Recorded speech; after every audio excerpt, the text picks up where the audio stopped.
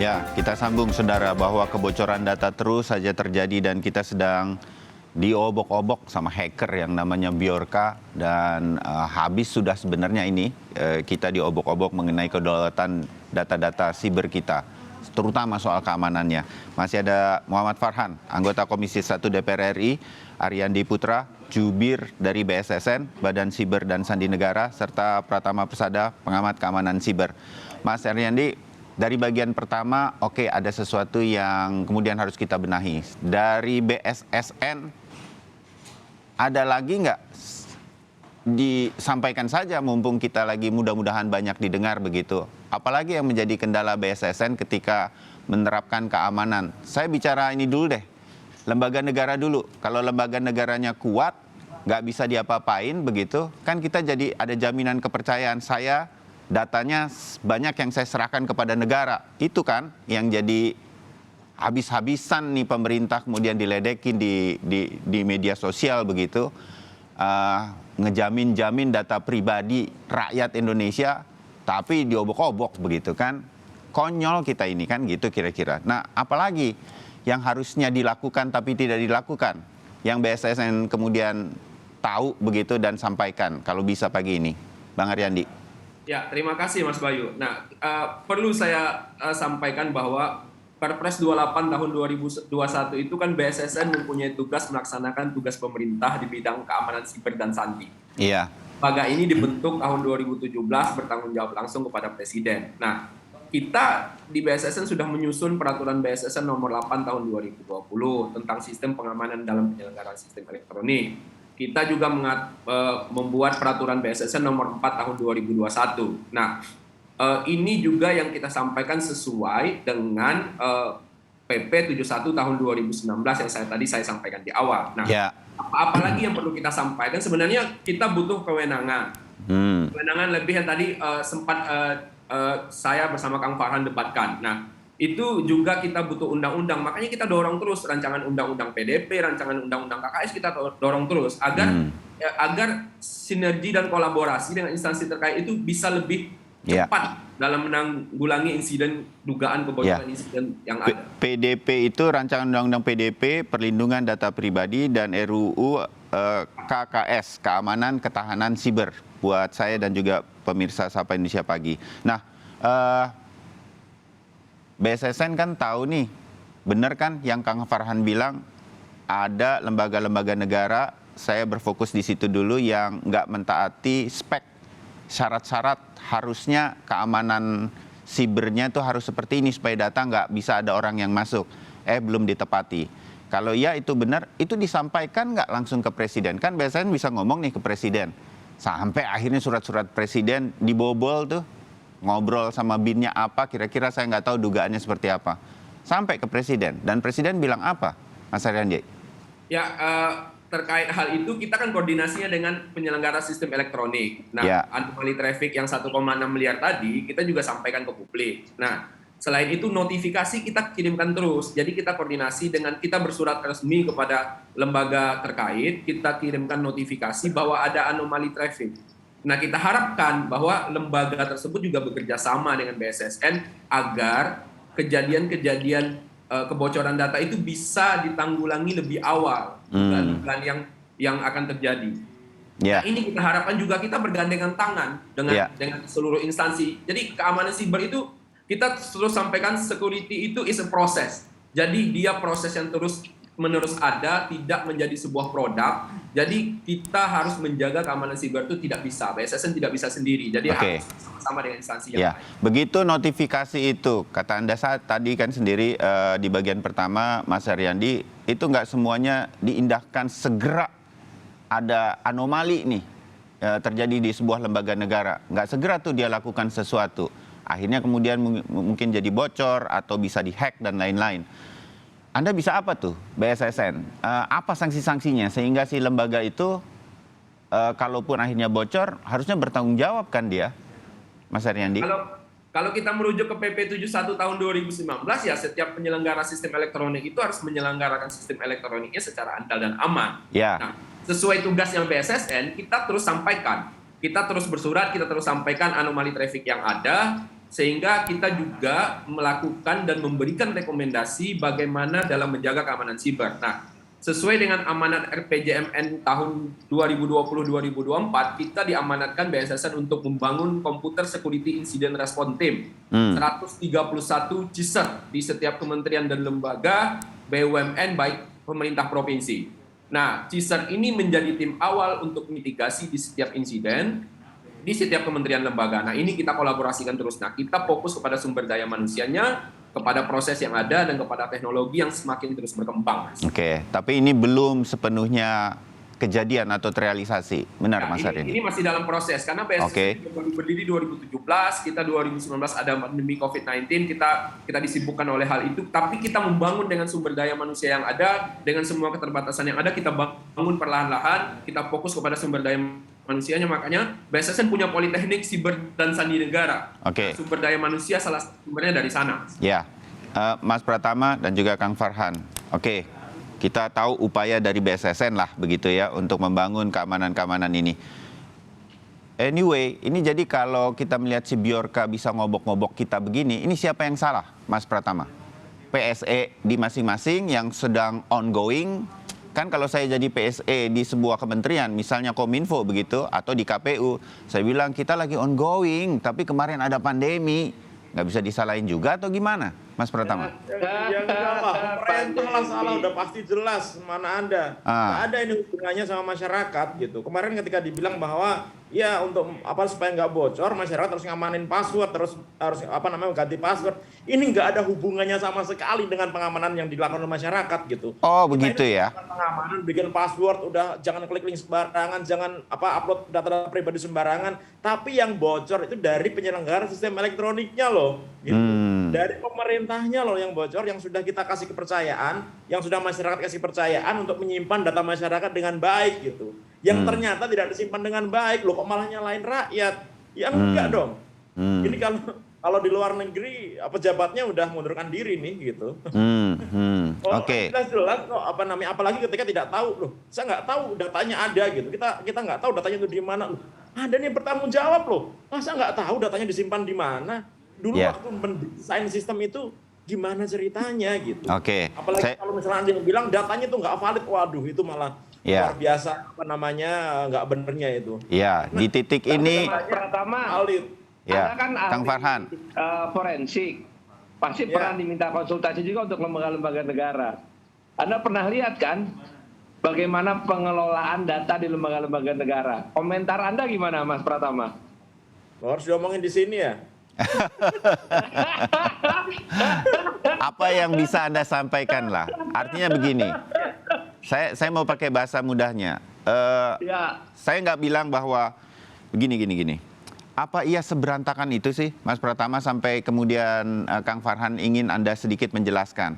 Atau memang sebetulnya di mana kekurangannya begitu, sehingga apa kendalanya sehingga kemudian ini tidak menjadi sampai di level yang harusnya terjadi aja deh. Tapi kayaknya dari senyum-senyumnya Mas Pratama ini enggak kesini aja yang standar nggak nyampe gitu loh kesannya. Saya salah. Saya kasih sampel sedikit ya gitu. Contohnya misalnya Kementerian Kesehatan.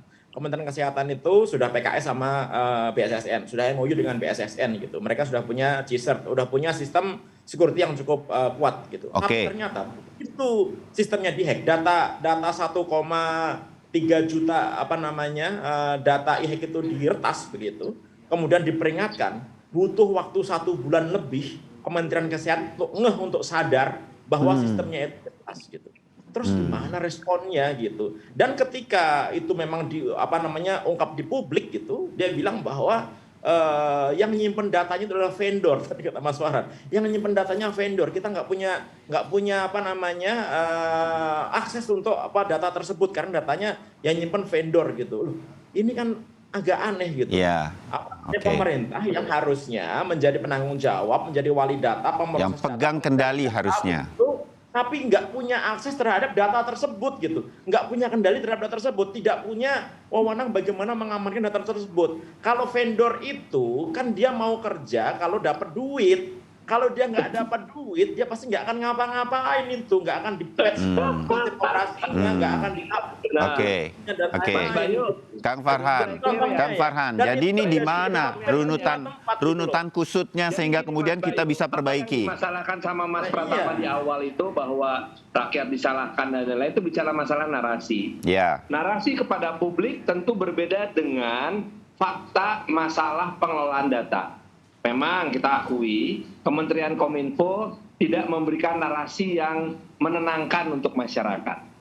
Ketika Pak Menkominfo mengatakan, jaga dong NIK masing-masing, maka dengan kritis rakyat mulai bertanya. Lah, mohon maaf, Pak Menteri sendiri bocor, ya kan? Iya, tar dulu, saya belum selesai. Ketika Pak Menteri menyatakan begitu, maka kan pertanyaan berikutnya, lah Pak, bagaimana kita bisa mendapatkan layanan publik? Orang setiap layanan publik kita mesti kasih NIK. Itu kan narasi. Jadi sebetulnya ada dua masalah yang mesti kita lihat. Satu, narasi publik dulu. Kita tahu apa yang memotivasi Bjorka, dia sudah membuka, dan dia mau membuka dirinya dan membuka motivasinya karena apa? Karena ditantangin. Salah, bohong, Bjorka penipu gitu. Kalau dia panas dia keluarin. Doxing dia tentang Mudi PR dan pembunuhan Munir itu mah udah rahasia umum. Semua orang udah tahu. Problemnya bukan di siapa yang dihukum ya, tapi proses pengadilannya. Nah, jadi artinya kita punya dua pekerjaan rumah yang besar sekali, Mas Bayu. Yang pertama, membangun narasi agar menimbulkan rasa aman pada masyarakat. Satu, itu yang mesti dikedepankan ke publik. Kedua, kita mesti membangun juga sebuah sistem yang sedemikian rupa sehingga semua lembaga negara patuh terhadap apa yang sudah dibuat oleh BSSN. Sehingga notifikasi dari BSSN itu nggak diabaikan gitu. Kan kalau sekarang faktanya semuanya diabaikan. Maka law enforcement-nya seperti apa? Nah, ini yang menjadi pertanyaan besar semua orang.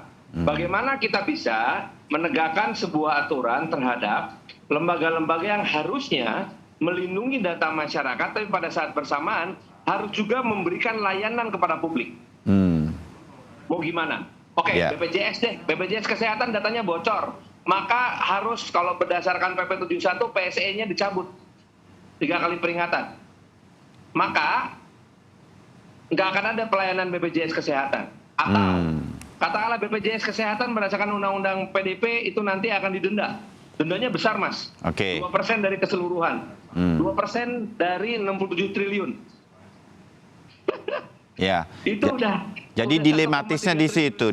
Law enforcement-nya dikuatkan, pelayanan publiknya bisa terhenti. Jadi dalam bayangan Komisi 1, Kang Farhan, kita bicara kenyataan aja. Saya tetap pada harapan saya pada selalu Komisi 1 yang mitra kerjanya adalah Kominfo begitu ya, dengan seluruh jajarannya. Betul. Jadi apa yang akan dilakukan oleh Komisi 1? Pengamanan data itu masing-masing lembaga. Kalau pengamanan data, karena yang ngumpulin data bukan Kominfo, yang menyimpan bukan Kominfo. Kalau data NIK, Dukcapil, yang ngumpulin Kementerian Dalam Negeri, yang nyimpen Kementerian Dalam Negeri.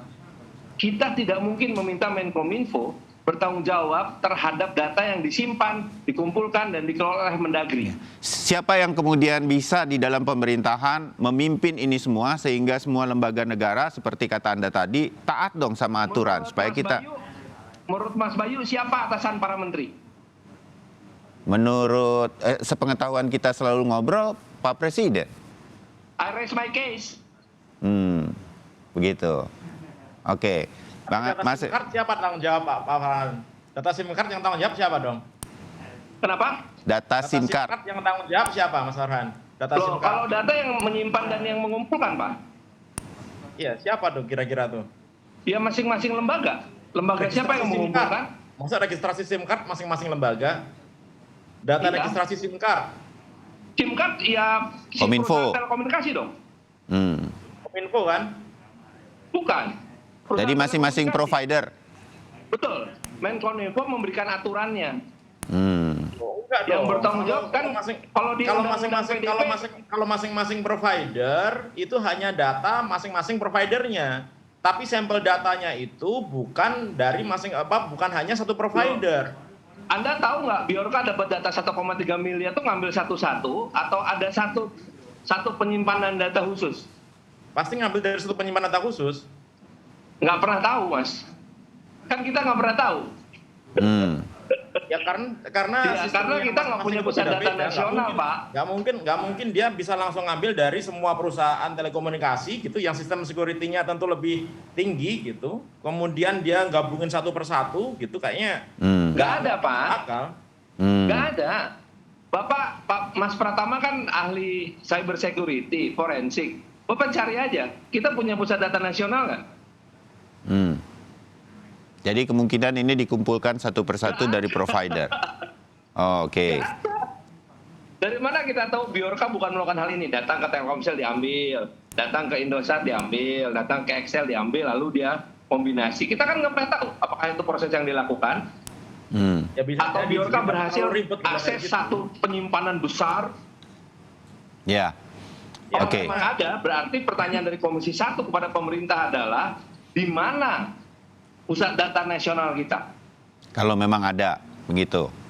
Oke. Nggak ada. Mas Aryandi bisa jawab nggak? Di mana pusat data nasional kita? Mas Aryandi, Pak, katanya.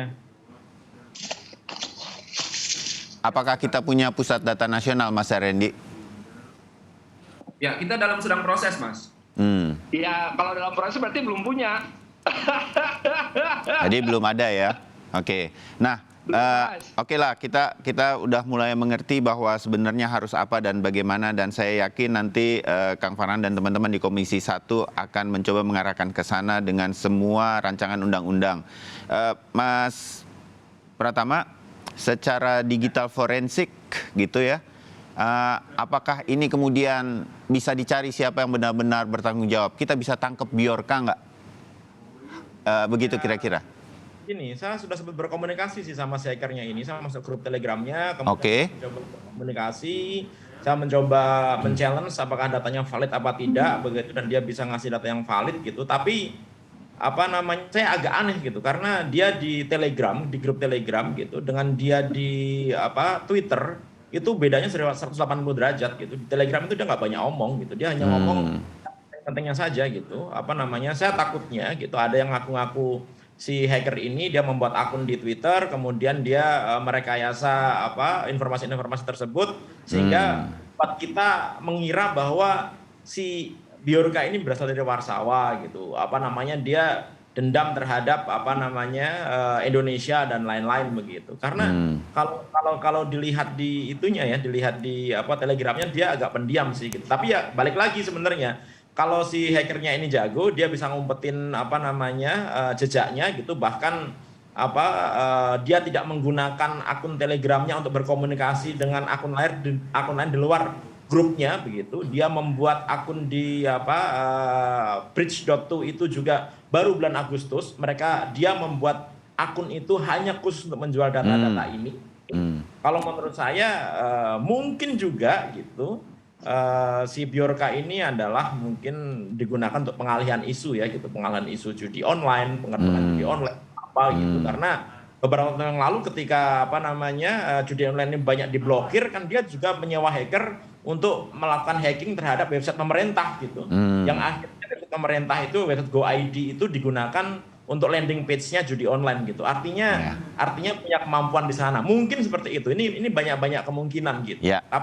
Tapi intinya kalau hackernya memang benar-benar jago, pasti dia bisa ngumpetin identitasnya. Dia menggunakan jaringan Tor, menggunakan proxy dan lain-lain begitu. Tapi bukan berarti bisa ditangkap ya gitu. Mungkin bisa, tapi mungkin agak lama.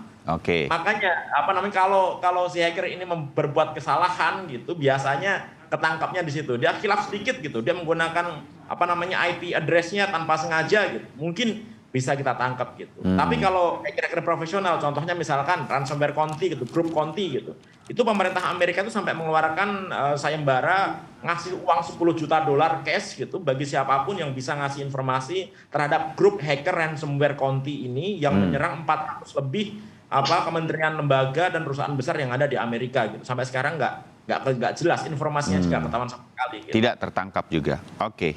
Ya, semoga aja ini nanti ada langkah-langkah itu ya dari penegak hukum kita ya, punya langkah-langkah yang bagus, tools yang bagus gitu untuk melakukan tracking terhadap jejak si Bjorka ini. Iya, kita pantau terus apa yang kemudian muncul dari soal kebocoran data, tapi yang pasti harusnya kita memperbaiki banyak hal yang memang carut-marut ini.